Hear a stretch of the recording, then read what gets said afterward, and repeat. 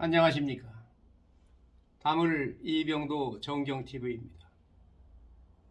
오늘은 아침 방송을 여러분에게 드리겠습니다. 매일 아침 방송을 한 회씩 하도록 하겠습니다. 어제 10월 13일 목요일은 대단한 하루였습니다.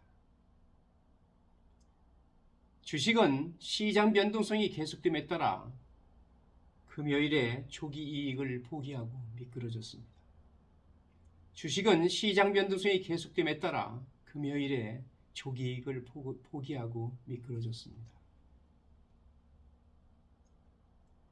주식은 투자자들이 인플레이션 기대치를 소화하면서 역사적인 턴어라운드 랠리를 개시한 후 하루 만에 세션 초반의 이익을 포기하면서 금요일 폭락했습니다. 다우존스 30산업평균지수는 241포인트 하락했습니다. S&P 500 지수는 1.41%, 나스닥 종합지수는 1.75% 하락했습니다. 현지 시간 11시 10분 오전의 이야기를 드리는 겁니다. 미시간 대학의 소비자 설문조사에서 인플레이션 기대치가 높아지고 있고 연준이 예의주시할 것이라는 심리가 나타나자 주식은 장중 최저치로 떨어졌습니다. 세션 초반에 은행주는 4개의 주요 실적 보고서 이후 상승하여 더 넓은 시장을 주도했습니다. 웰즈파고는 월스트리트의 수익 기대치를 상회한 후 2% 이상 상승했습니다. JP몰간은 1% 이상, 시리그룹은 2% 이상 올랐습니다. 긍정적인 움직임은 어닝 시즌에 대한 부정적인 전망 속에서 나온 것입니다. 팩트셋이 수집한 최신 분석가 추정에 따르면 S&P 500 기업의 이익은 3분기에 2.4% 증가했습니다. 이는 팬데믹의 핵심인 2020년 3분기 이후 최악의 성장입니다. 3분기가 시작되었을 때 이 기간 동안 이익 성장률은 10%로 예상되었지만 비용과 이자율 상승으로 기업의 수익이 줄어들었습니다. 팩트셋 데이터에 따르면 이번 보고 시즌이 시작되기 전까지 65개의 S&P 기업이 부정적인 가이던스를 발표했지만 41개만이 긍정적인 전망을 내놓았습니다. 보고서는 시장이 대대적인 반등을 한 지 하루 만에 나온 것입니다.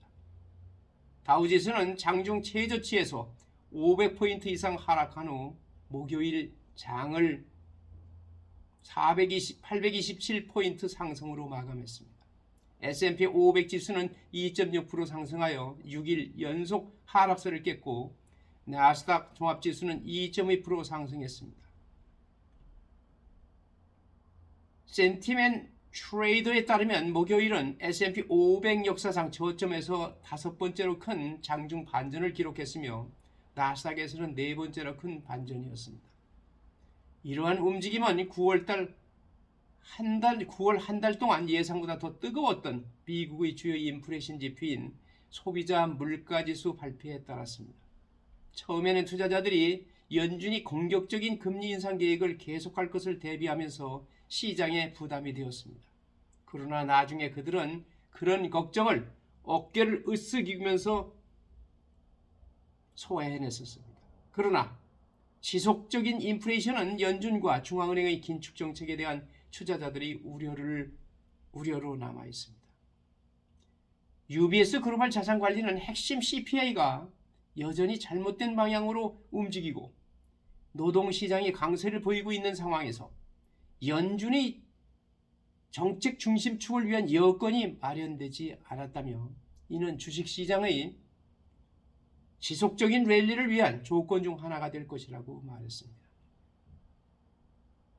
최고 투자 책임자 마크 헤펠레는 금요일 메모에서 물가 상승률이 장기간 상승하고 연준이 추가 인상함에 따라 긴축 정책의 누적 효과가 미국 경제를 침체에 빠뜨리고 기업 실적 전망을 악화시킬 위험이 커졌다고 말했습니다.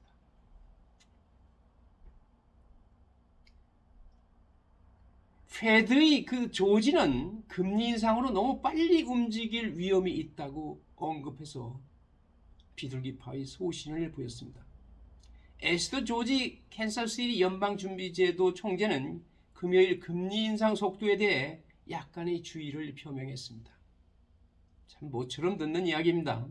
그녀는 치솟는 인플레이션과 싸우기 위해 더 높은 금리가 필요하다는 점을 이해하고 있다고 말하면서도 연준이 속도를 조절하고 긴축 통화 정책의 지원 효과를 염두에 두어야 한다고 말했습니다.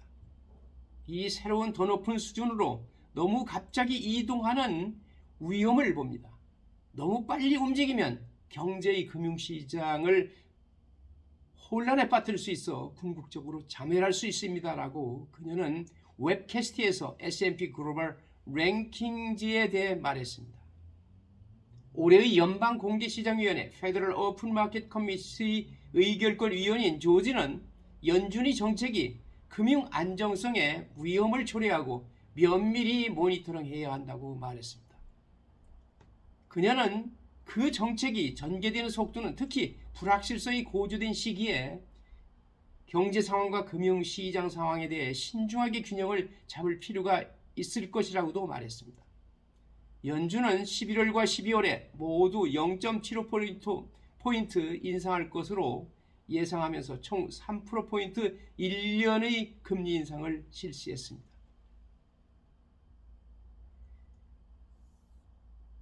미시간 대학의 최근 소비자 심리 보고서에 따르면 1년 인플레이션 기대치는 이전 수치인 4.7%에서 5.1%로 상승했습니다.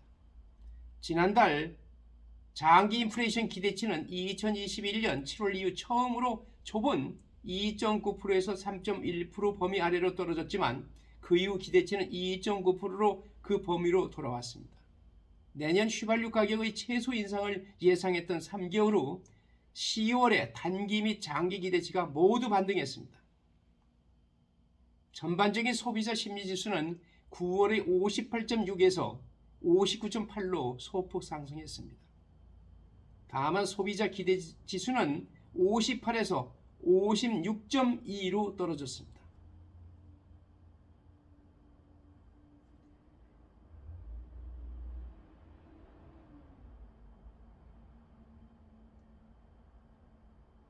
목요일의 역사적인 반등 랠리에 힘입어 시장이 형성될 것으로 보이면서 목요일 상승세로 출발했습니다. 금요일 상승세로 출발했습니다. 다우존스 34만원 평균 215포인트 0.7% 올랐습니다. S&P 500 지수는 0.63%, 나스닥 종합지수 0.87% 올랐습니다. 나스닥은 필수 소비자 섹터가 아웃퍼폼한 상승을 주도했습니다. 그러나 장 중반에 이르러서 모두 하락하고 있습니다. 시티그룹이 주가는 시장 전 거래에서 은행의 3분기 수익이 분석가의 기대치를 상회한 후 1% 상승했었습니다. 그러나 이익은 시티그룹이 신용 손실 충당금을 확대함에 따라 전년 대비 25% 감소했습니다. CD의 주당 순이익이 1.63달러로 분석가 추정치와 비슷한지 여부에 대해 불분명합니다. 이 은행은 CEO인 제인 프레이저가 이끄는 구조조정을 계속했으며 필리핀 소비자 사업 매각에 따른 이익이 수익 성장의 주요 동인이었습니다. 개인 은행 수익도 전년 대비 10% 증가했습니다. 투자자 여러분,